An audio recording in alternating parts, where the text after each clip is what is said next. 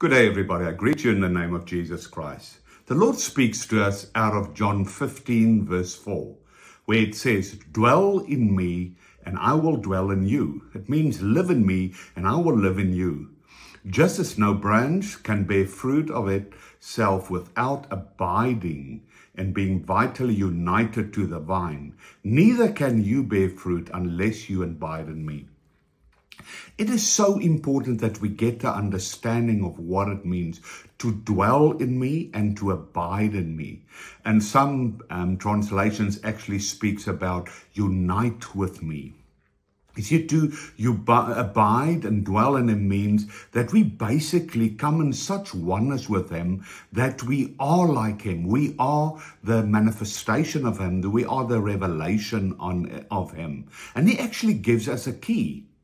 That abiding and dwelling in him, moving with him, partaking with him, falling into his plans, his will, being his character, and being his image, we become the manifestation of him as he is in heaven.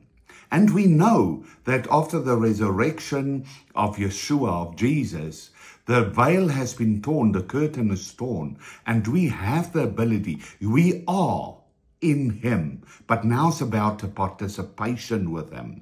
And this season, it's so important that we don't just say by our mouths that we are abiding in him and dwelling in him, but that we are actually being him, manifesting him, showing him. Abiding, dwelling in him, uniting with him means basically that we are submitting to him.